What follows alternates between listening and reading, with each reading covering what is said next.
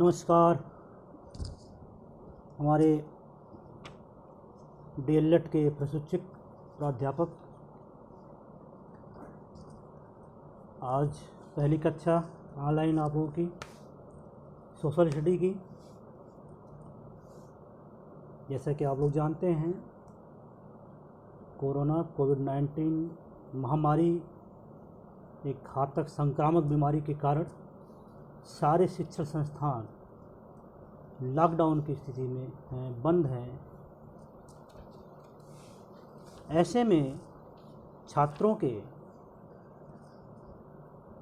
अध्ययन का कार्य प्रभावित हो रहा है, जिसको देख करके हमारे भारत सरकार, यूपी सरकार, उत्तर प्रदेश सरकार और कॉलेज प्रबंधक और प्रबंध निदेशक के मार्गदर्शन में निर्देशानुसार हमें आपको ऑनलाइन आकर के आपके विषय संबंधित जो भी ज्ञान है, जो भी अध्ययन अध्यापन का कार्य है, उसे करना है। इसी क्रम में मैं आपके सामने सोशल स्टडी का जो विषय छूटा हुआ है, इसे पढ़ना है, उपस्थित हुआ हूँ और आशा करता हूँ कि आपको अच्छा लगेगा और लॉकडाउन का पालन करते हुए आप लोग अपने घर में स्वस्थ होंगे, आपका परिवार स्वस्थ होगा और देश और समाज स्वस्थ होने पर आपके सहयोग से स्वस्थ हो जाएगा और जल्दी ही हम अच्छी स्थिति में वापस आएंगे। सोशल स्टडी में भूखंडों का विभाजन आपको पढ़ना है। ये चौथी यूनिट है, 8वीं यूनिट है जो छूट गया था। और इसमें हमें देखना है कि जो जिस भूखंड पे हम रहते हैं, जिस पृथ्वी पे हम रहते हैं, उसका विभाजन कैसे हुआ, उसका स्वरूप, जो आधुनिक स्वरूप है, वो कैसा था या कैसा है। हम आज इसी बात पे बात करेंगे कि भूखंडों का विभाजन कैसे हुआ और प्रारंभिक अवस्था में भूखंड कैसे थे। जब पृथ्वी पर जीवन नहीं था, जीवन बनने की स्थिति बन रही थी, या उस समय जो ठोस भूमि है वो कैसी थी। तो प्रारंभ से और वर्तमान की तुलना करते हुए क्या परिवर्तन हुए, क्या विकास हुए, उस पर हम चर्चा करते हुए आगे बढ़ेंगे। तो देखते हैं, मैप की तरह हम लोग बढ़ते हैं और अध्ययन करते हैं कि तब में और अब में क्या परिवर्तन हुए हैं। उन्हीं परिवर्तनों का अध्ययन करेंगे। इसके लिए हमें मैप की तरफ जाना पड़ेगा और मैप में हम देखेंगे कि वो स्थिति क्या है और आशा करते हैं कि आपको वो अच्छा लगेगा।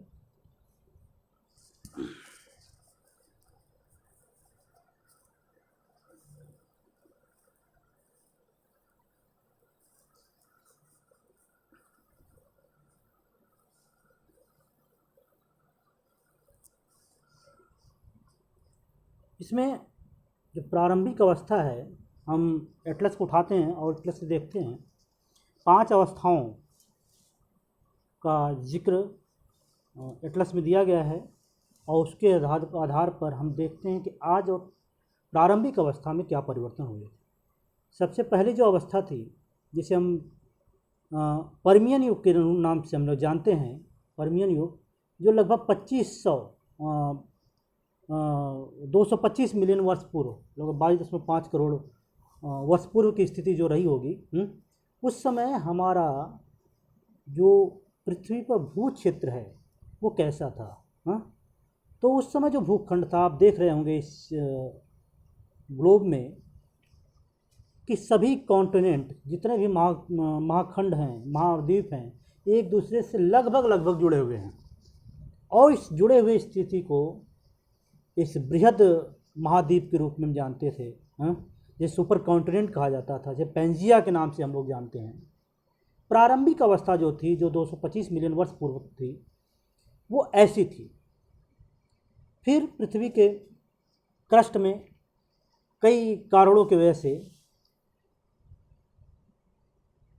हलचल हुई और क्रस्ट टूट गया और क्रस्ट के टूटने के बाद ये द्वीप, ये महाद्वीप जो थे वो एक दूसरे से पृथक होने लगे, दूर होने लगे। तो ये पहली घटना जो घटी लगभग 200 मिलियन वर्ष पूर्व, और इस युग में, उस युग में हुई, इसे ट्रियासिक युग के नाम से हम लोग जानते हैं, आप यहाँ पर देख रहे होंगे। हाँ, और इस समय मूलतः दो भागों में हमारा भूखंड विभक्त हो गया। और प्रथम भाग जो उत्तरी गोलार्ध में स्थित था, उत्तरी ध्रुवीय क्षेत्र में स्थित था, इसे लॉरेंस के नाम से, लॉरेंसिया के नाम से जानते हैं। और दूसरा गोंडवाना लैंड, गोंडवाना लैंड जिसका आपका प्रायद्वीपीय भारत हिस्सा माना जाता है। और इसमें आप देख रहे होंगे अफ्रीका से के जस्ट नीचे का जो ये हिस्सा है, यही बाद में जाकर के यहाँ पे जुड़ जाता है, और ये भारत, हमारा भारत, आधुनिक भारत का निर्माण होता है।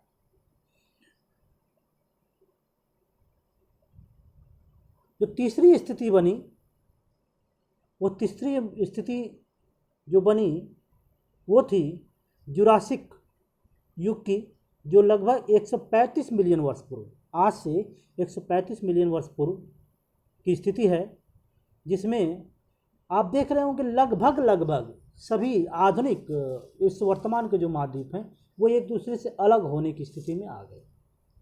तो बड़ा परिवर्तन जो होता है वो जुरासिक युग में दिखाई देता है, जो 135 मिलियन वर्ष पूर्व हुआ था। इसके बाद जो चौथी स्थिति आती है वो क्रिटेशियस युग की बात है, जिसमें 65 मिलियन वर्ष पूर्व की घटना है, जिसमें आप देखेंगे कि ये सभी महाद्वीप लगभग काफ़ी दूर, एक दूसरे से दूर होते जा रहे हैं। जैसे अफ्रीका से अमेरिका महाद्वीप यानी दक्षिणी अमेरिका महाद्वीप पर्याप्त अंतर पर है, पर्याप्त दूरी पर है। साथ में अंटार्कटिका महाद्वीप भी अपने ध्रुवीय क्षेत्र में पहुंच गया है। ऑस्ट्रेलिया का जो हिस्सा है वो भी काफ़ी दूर होगा। भारत का गोंडवाना लैंड क्षेत्र जो है, प्रायद्वीपीय क्षेत्र, वो भी अलग हो गया है। और वर्तमान स्थिति की तरफ चलें, वर्तमान स्थिति ये है, जिसमें आपका संपूर्ण वर्तमान की स्थिति दिख रही है। इसमें यूरोप स्पष्ट दिख रहा है, एशिया स्पष्ट दिख रहा है, भारत का वर्तमान स्वरूप दिख रहा है, ऑस्ट्रेलिया, न्यूजीलैंड, उत्तरी अमेरिका, दक्षिणी अमेरिका और आर्कटिक महाद्वीप वो अपने वर्तमान स्थिति में आ गया है। इस प्रकार से हम देखते हैं कि ये 5 स्थितियां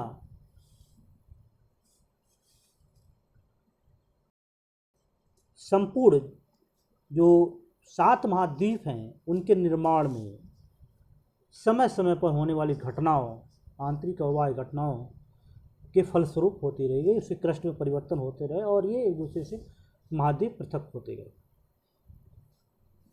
इसी साथ 3 स्थिति और है, उस पर हम लोग जिक्र कर लेंगे। जैसे मैप के माध्यम से ग्लोब पे दर्शाया गया है, आप देख रहे होंगे 2500 लाख वर्ष पूर्व पहले जो स्थिति थी, अफ्रीका दक्षिण अमेरिका से सटा हुआ था और लगभग उत्तरी अमेरिका भी सटा हुआ था। भारत का जो वर्तमान स्वरूप है वो अफ्रीका से और अंटार्कटिका महाद्वीप से सटा हुआ था, और अब ये यहाँ से बहुत तीव्रता से आगे बढ़ता है और जाकर के मिलता है, फिर भारतीय प्रायद्वीप का निर्माण होता है। अब आगे देखिए, जो 1750 लाख वर्ष की पूर्व की स्थिति थी, ये जो भारत है अभी वहीं पर है, लेकिन वर्तमान में ये जा कर के यहाँ पे मिल गया है और अफ्रीका और ऑस्ट्रेलिया अपने पे पहुँच गए। इस प्रकार से ये जो स्थितियाँ बनती हैं जिसे हम देख रहे हैं, ऐसे बन रही हैं।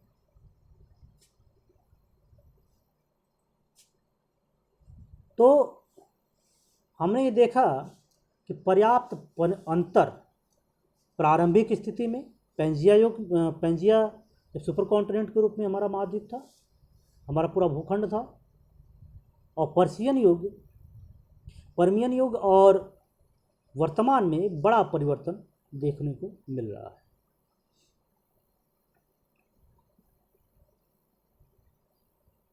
अब ये जो 7 महाद्वीप हैं, इसमें एशिया महाद्वीप का नाम आता है, उसको हम लोग प्राकृतिक आधार पे और राजनीतिक आधार पे अध्ययन करके देखते हैं वे क्या थे। सबसे पहले प्राकृतिक आधार लेंगे, ये देश कैसे थे, इसका निर्माण कैसे हुआ, और भूखंडों का विभाजन कैसे हुआ। भूखंडों के विभाजन में महाद्वीपों के एक दूसरे से पृथक करने में जो मुख्यतः तथ्य रहे, हमारे भूगोलवेत्ताओं ने जिनको आधार बनाया, वो प्राकृतिक थे और उनमें कुछ काल्पनिक और अपने अध्ययन अध्यापन की सुविधा अनुसार, समझने की सुविधा अनुसार इनका एक सीमांकन किया गया और उनको अलग अलग करके देखा गया। सबसे पहले बात करें एशिया महाद्वीप की, बात करते हैं। एशिया महाद्वीप जिसमें हम रहते हैं, आप रहते हैं, ये एशिया महाद्वीप विश्व के समस्त भूभाग का लगभग 1/3 भू क्षेत्र इसके अंतर्गत, एशिया महाद्वीप के अंतर्गत आता है। साथ ही ये 60% विश्व की जनसंख्या का 60% जनसंख्या एशिया महाद्वीप में निवास करती है। एशिया महाद्वीप आप देख रहे होंगे मैप पे, एशिया महाद्वीप है, जिसे पश्चिम में यूराल पर्वत श्रेणी, आप देख रहे होंगे ये यूराल पर्वत श्रेणी आ रही है। ये यूराल पर्वत श्रेणी जो है यूरोप को एशिया महाद्वीप से पृथक करता है। साथ में कैस्पियन सागर है। कैस्पियन सागर और यूराल पर्वत श्रेणी जो है यूरोप को और एशिया महाद्वीप को एक दूसरे से पृथक करता है। आगे बढ़ेंगे आप तो तुर्किस्तान और अरब देश या खाड़ी देश जो हैं मिल करके ये एशिया महाद्वीप का निर्माण।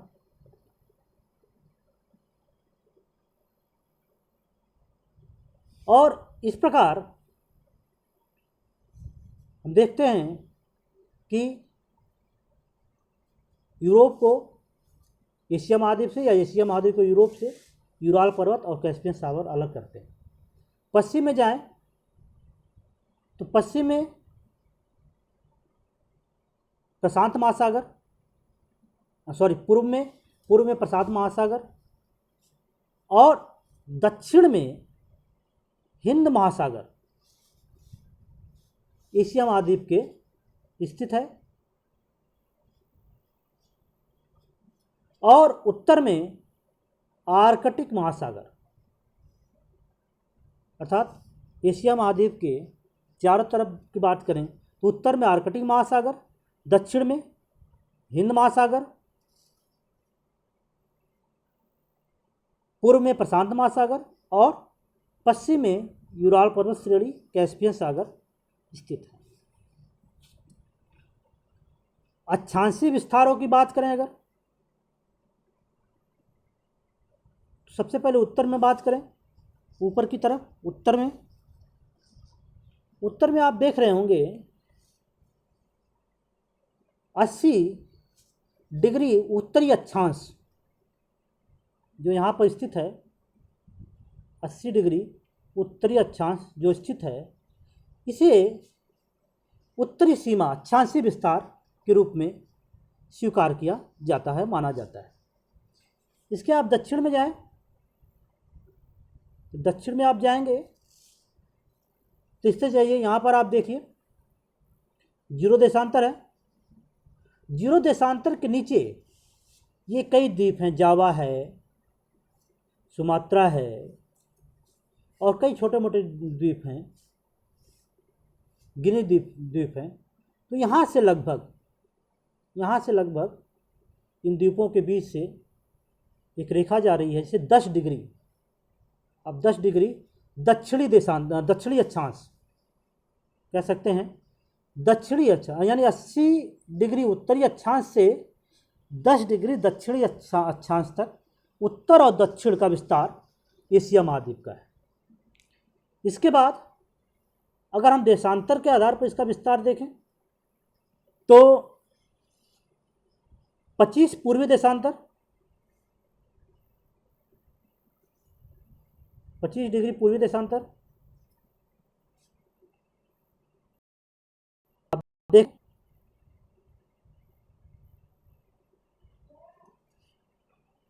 यूराल पर्वत की जस्ट बगल में,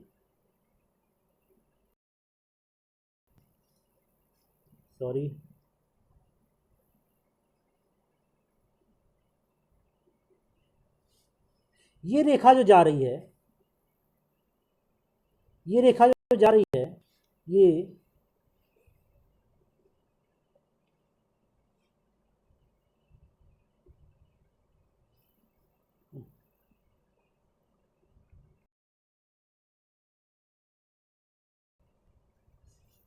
सॉरी गड़बड़ हो रहा है। हाँ, ये रेखा जो है, ये रेखा आप देख रहे हो तुर्किस्तान का ही हिस्सा है। ये 30 डिग्री देशांतर रेखा है। 30 डिग्री पूर्वी देशांतर रेखा, पश्चिमी नहीं, पूर्वी देशांतर रेखा। 30 डिग्री पूर्वी देशांतर रेखा से थोड़ा सा बाहर आप देखेंगे निकला हुआ तुर्किस्तान का हिस्सा है। उसी को लेने के लिए अक्षांशीय विस्तार 25 डिग्री पूर्वी देशांतर, यहाँ पे आप ये वाला हिस्सा जो है 25 डिग्री पूर्वी देशांतर, और इधर आप जाएंगे, इधर आप जाएंगे तो ये है आपका 130 डिग्री, 130 डिग्री पश्चिमी देशांतर, यानी 25 डिग्री पूर्वी से 130 डिग्री पश्चिमी देशांतर। पश्चिमी देशांतर क्योंकि उधर से घूम करके आ जाता है। पश्चिमी देशांतर के मध्य जो है पूरा विभाजन, पूरा फैला हुआ है एशिया महाद्वीप। इस प्रकार से हम देखते हैं कि उत्तर से दक्षिण अक्षांशीय विस्तार 80, उत्तरी अक्षांश से 10 डिग्री दक्षिणी अक्षांश के मध्य, और देशांतर के आधार पर विस्तार 25 पूर्वी देशांतर से 130 पश्चिमी देशांतर के मध्य। अब अगर हम इसकी लंबाई उत्तर से दक्षिण, इसकी पूरी लंबाई चौड़ाई को अगर हम लें तो पूर्व से पश्चिम की जो लंबाई है एशिया महाद्वीप की, यानी यूराल पर्वत के इस हिस्से से इस हिस्से की ये जो लंबाई है, ये है लगभग 9,600 किलोमीटर किमी। और वही उत्तर से दक्षिण की जो लंबाई है, लंबाई या चौड़ाई जो भी आप कहें, ये है 8,560 किलोमीटर। ये विस्तार है। स्थिति और विस्तार की जब चर्चा करेंगे तो आप इसको इस तरह से देख सकते हैं। सीमांकन के लिए मैंने बता दिया कि पूर्व में प्रशांत महासागर है, तो पश्चिम में यूराल पर्वत या कैस्पियन सागर, उत्तर में आर्कटिक महासागर, तो दक्षिण में हिंद महासागर स्थित है। ये रहा एशिया महाद्वीप का विस्तार।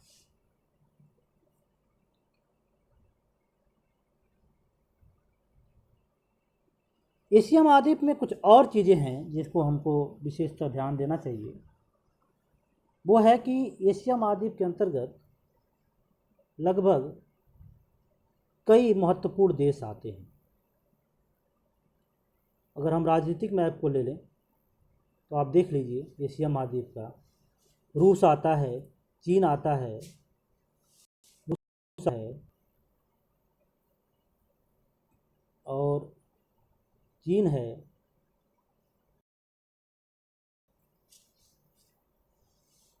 साथ ही साथ आपका खाड़ी देश के सभी देश आते हैं, जापान आता है, कजाकिस्तान आता है, ये सारे देश आते हैं। इस आधार पर इसके कई प्राकृतिक विभाजन भी किए गए। एशिया महाद्वीप के कई प्राकृतिक विभाजन किए गए हैं जिन पर हम चर्चा करेंगे।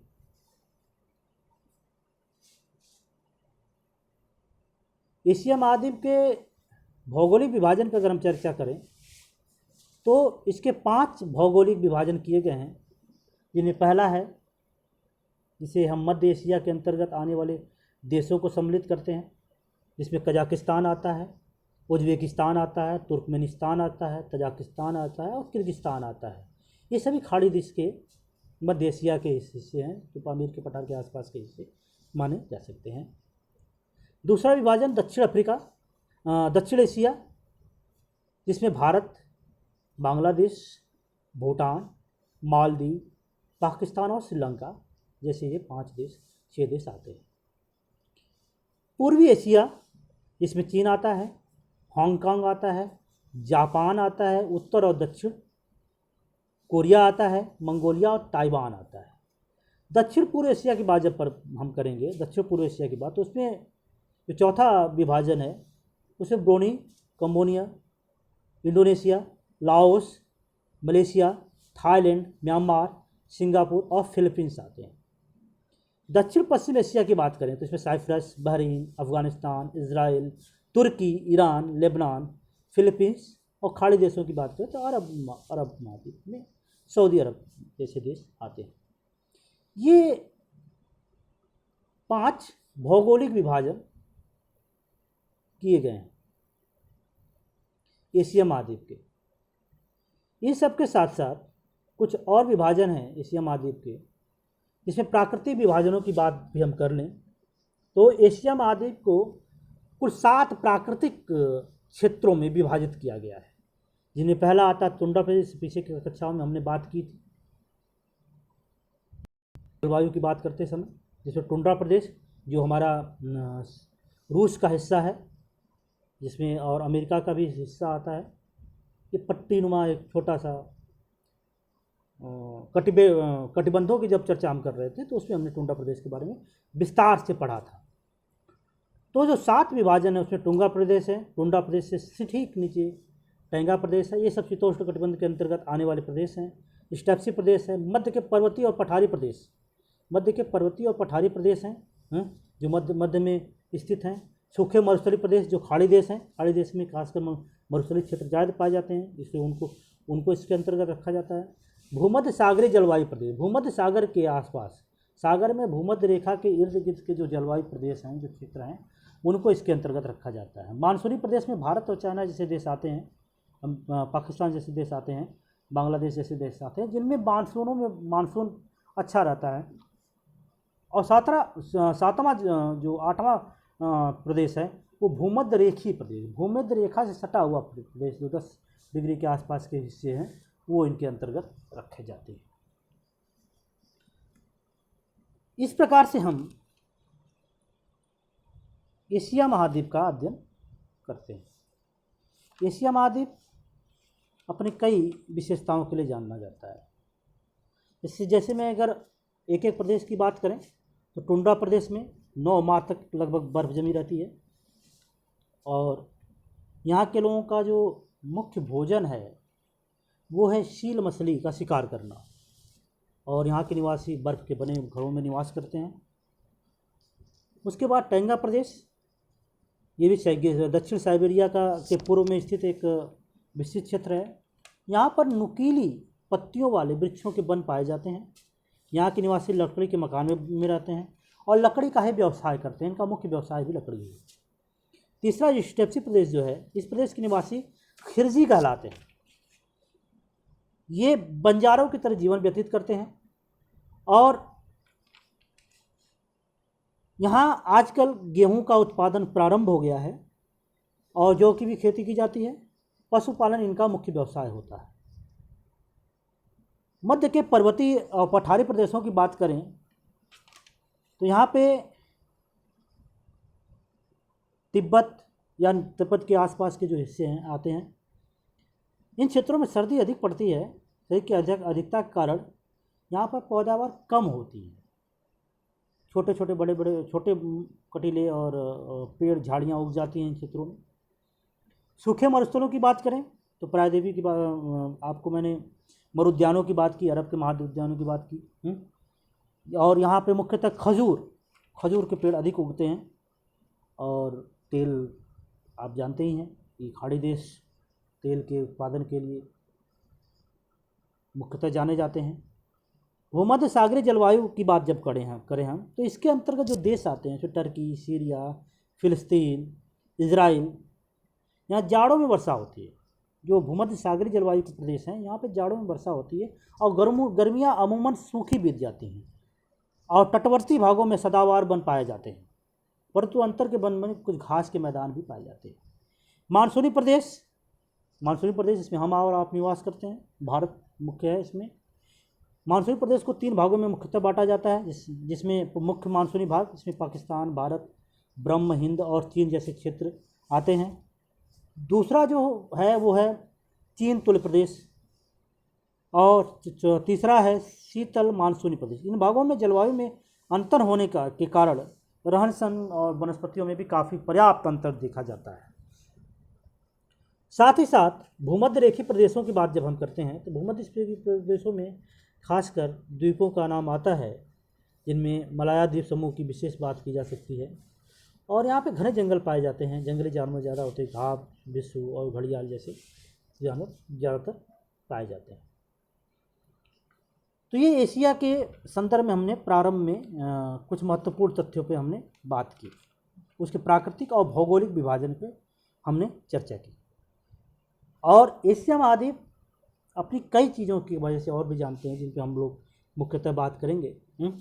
जैसे एशिया महाद्वीप में ही सबसे ऊंचा, विश्व का सबसे ऊंचा पर्वत एवरेस्ट, माउंट एवरेस्ट रहता है, पाया जाता है स्थित है।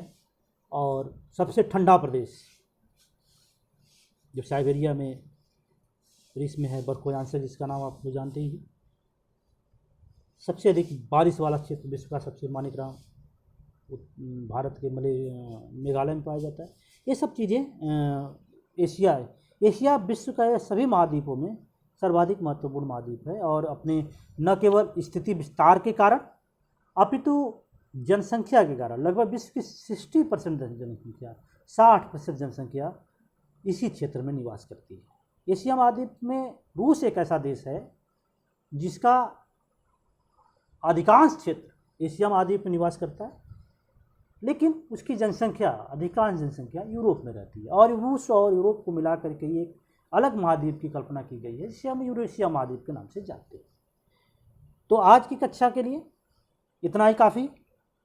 फिर कल की कक्षा के लिए हम जो बड़े बचे क्षेत्र हैं एशिया महाद्वीप के, उसके बारे में अध्ययन करेंगे। फिर बाद में आगे हम लोग और चीज़ों पर भी बातचीत करेंगे। धन्यवाद। और उम्मीद करते हैं कि आप लॉकडाउन का पूरा पालन करते हुए अपने परिवार, अपने और देश के स्वस्थ रहने में सहयोग कर रहे होंगे। धन्यवाद।